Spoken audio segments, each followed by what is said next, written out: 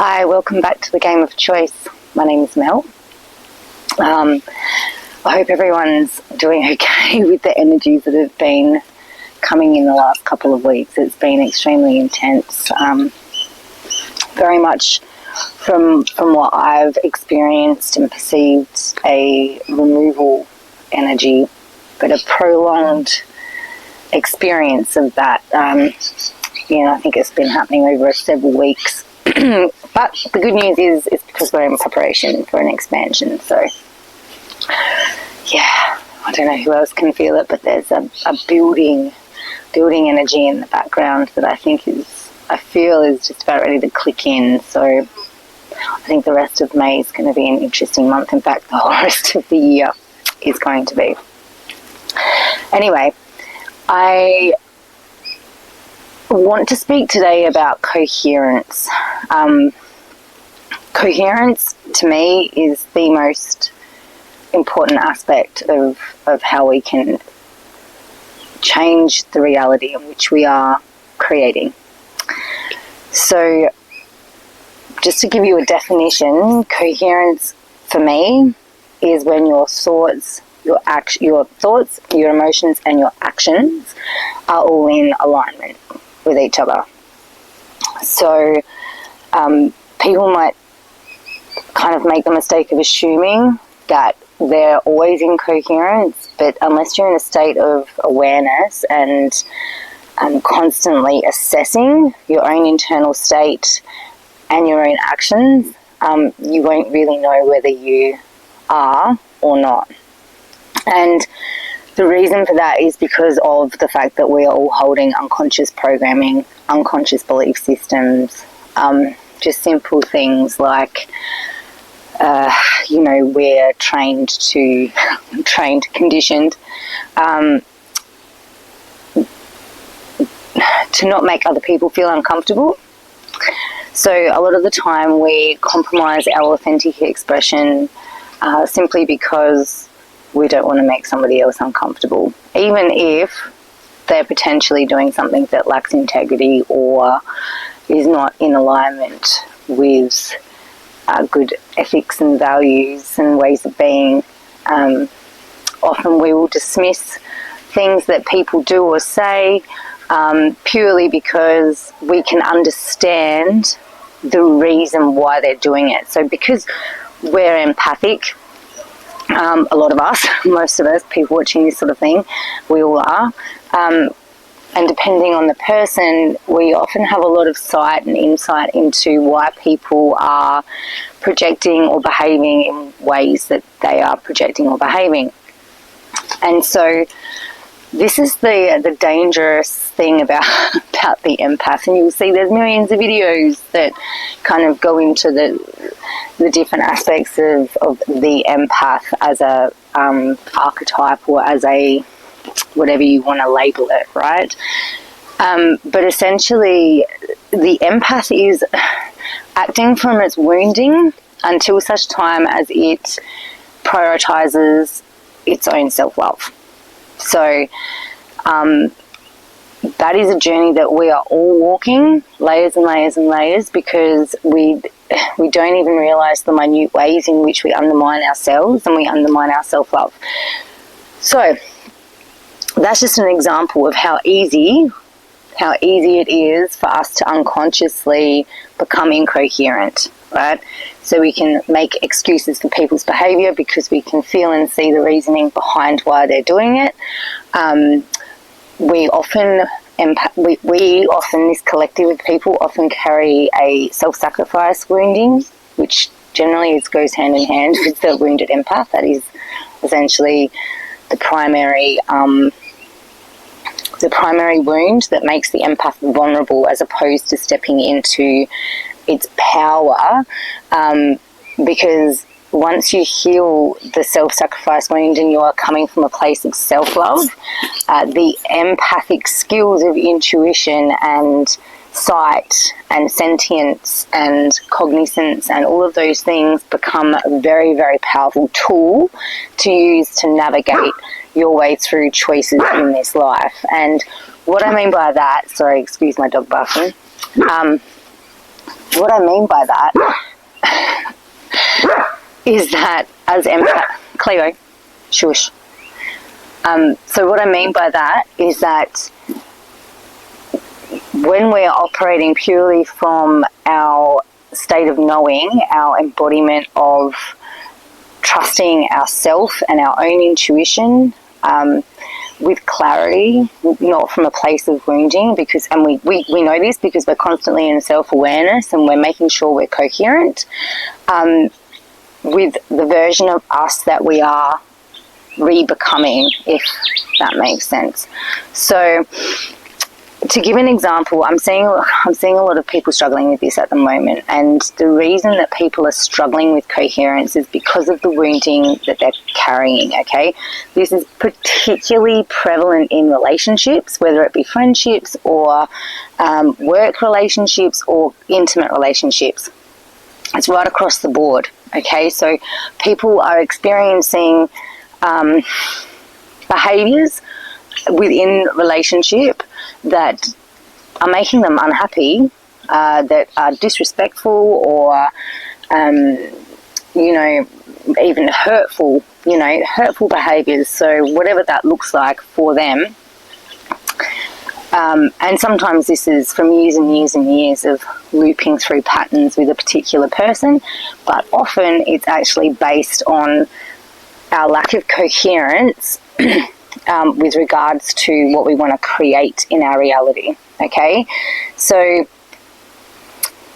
I'm just trying to think of the best. So basically, if we are accepting behavior from people and energy, our energy being utilized in a inappropriate way, without integrity, without care, without respect, what we are doing is we are saying to the field through our actions or lack of action that we accept that, okay? So whatever we accept through lack of action or action, whatever that may be, whichever one it is, we are creating more of it, okay? So we can say to ourselves, but I've done all this inner work and I'm working on my thoughts and I'm working on my emotions, but this thing still keeps happening. And look, 90% of the time, our thoughts and our emotions are still looping around within the mind.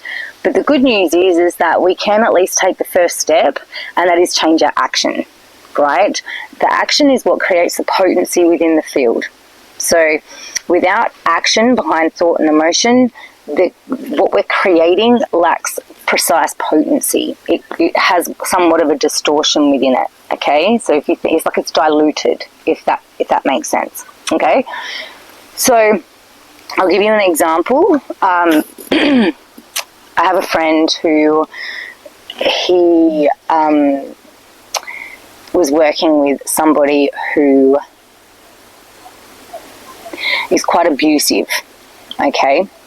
Now, when we explored his reasoning for continuing to work with this abusive person, the story his mind was telling him, which is true in a way, right, but there's a deeper layer of it, is that he continued to work with this person because he felt that he could make a positive change, okay? Not just in that person's life, but in the project that they were also creating and trying to work on, which was a very humanitarian thing, okay?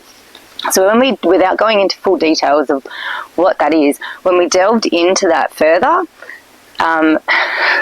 there was a belief, a deep-seated belief that really it's a judgment that how these other people were living was not good enough by their standards, okay?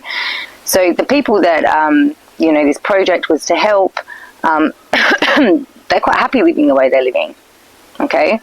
Is everybody else deciding around them that this should change? And so really, when you delve into your motivation as to why you're doing things, a lot of the time it can come down to distorted belief systems that we're projecting onto other people, because everybody has the right to live how they want to live, okay?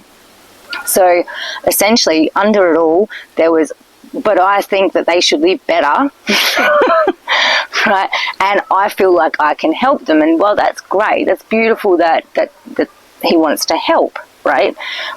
But at the same time, he's trying to help people that don't feel the need to help themselves, and he's doing it with somebody who is abusing him, okay, and disrespecting, and that's just minimizing it, okay? So when we take those things into consideration, we say, all right, why am I doing this? Because it's causing me suffering. Why am I doing it? So firstly, we're doing it from an underlying judgment, right, that somebody else should live in a different way. We're also coming from a place of it's a savior wound, like I can save you. That particular wound, when we come from that wounded place, it's because we feel better when we're helping somebody. There's actually a level of selfishness involved in it, which is a controversial thing to say, but it's true. Okay, everybody's heard the term, you can lead the horse to water, right? So that is a very good way to determine or to discern whether or not, you know, you should be helping somebody. One, have they asked for help? Secondly, are they helping themselves? So you can lead the horse to water, but you can't make the horse drink. Okay, so if you're trying to help somebody and you're putting all this energy of yours into this support, but they're not making any changes themselves, it's time to retract your energy, because it's not being used in an effective way and it's better used elsewhere. Now, what that is that's love for yourself. That is respect of your own energy. And also, I mean, why waste it trying to help people that don't want to help themselves? There's plenty of other people out there that will use it in a more productive way, okay? So, we've got the wounded healer. We've got judgment around how other people should live. And then when we get down to, there's so many layers of this, and this is what I help people do. I help people unpack the layers, their particular layers, because it's so individual for each person, okay? But essentially, my question to them is, why do you continue to loop back into this? You can see that they are being disrespectful of you. That's an understatement. They're being disrespectful of your energy, okay? And you're miserable. You're in your own loop of suffering, okay? You can see all this. Why do you keep going back? Yet you do not want to continue this suffering, okay? So whilst we can identify these programs and these layers of beliefs and these wounds that are underneath it all, right, which is a process of working through that, the very first thing we can do when we recognize that this is something in my life that is causing me distress or suffering is say, I'm going to stop doing it, okay? The first thing you can do is take your action. You can change your action. You can make a choice as to what you put your energy into and who you engage with and what you allow in your own field. Okay, some people will go, oh, that's being judgmental. It's not. It's you discerning for yourself, because you love yourself and you value your own energy, what you want in your field. Okay, and if you're allowing this sort of stuff within your field, you're telling the field from your own frequency of actions and thoughts and emotions that this is okay, and you will continue to loop around in it. Okay, so coherence is so important. So important. It provides potency of your field. So once you get to a point where you can become totally coherent in your thoughts, your emotions, and your actions, you create your reality. You're always creating your reality, but you're creating from a place of coherence and alignment. Okay, alignment with what you are now becoming or have become, because your frequency is determined by your coherence. Okay, so honestly, this is something that I'm always doing in every moment of every day, and I'm not saying I'm perfect at it because, you know, we're all human, right? it's made so much difference. It's made such a difference. You cannot become this version of yourself that you desire with this reality that you desire if your actions, your thoughts, and your emotions are saying something different. You just can't. It doesn't work, because that version of you doesn't think, feel, or do those things. Okay? And you'll hear me talk about coherence again and again and again. I've already spoken about it. I just haven't gone into detail in a video on it. It is honestly one of the most powerful tools that you can use to start shifting yourself and shifting the version of reality that you're creating. Okay? At the end of the day, it takes total radical self-responsibility. If you are going to be a victim of your reality and constantly project what you're experiencing onto other people, like they're doing this, they're doing that, yeah, okay, they're doing that. If you weren't holding a frequency of some sort of alignment within you, some sort of belief, some sort of wound, some sort of whatever it is, right, you won't experience that if you're not holding that. You have to be somewhat in alignment with it, and that is the radical truth of it. So people really struggle with that, because essentially it's all, you're creating it. Okay, that doesn't, like I've said before, that doesn't mean you're responsible for their behavior. What it does mean is you're responsible for whatever is inside you that is aligning to that, because there is infinite parallel versions of everybody. Right, infinite parallel versions of reality that we are moment to moment to moment moving through, right? So we're just moving our consciousness through frequency versions of reality, and this is what determines our frequency, is our coherence. Okay, so yeah, hopefully that helps. There's so many people really struggling at the moment in terms of trying to shift certain really stubborn mind loops and patterns within their, and they can see it, they can see the loop, they can see the belief system, they can see this, they can see that, they can see all the things, and they're still doing the action that aligns with it. And so I guess what I want to say here is if you can't get your thoughts and emotions, if you can't do that bit first, you can change your action, because you've got to think something and feel it before you do it. Right? So if you can at least stop yourself from behaving in the distorted, incoherent way, and you can go, okay, well, even if I can't quite master that aspect, the thoughts and the emotions just yet, and neutralize them, what would the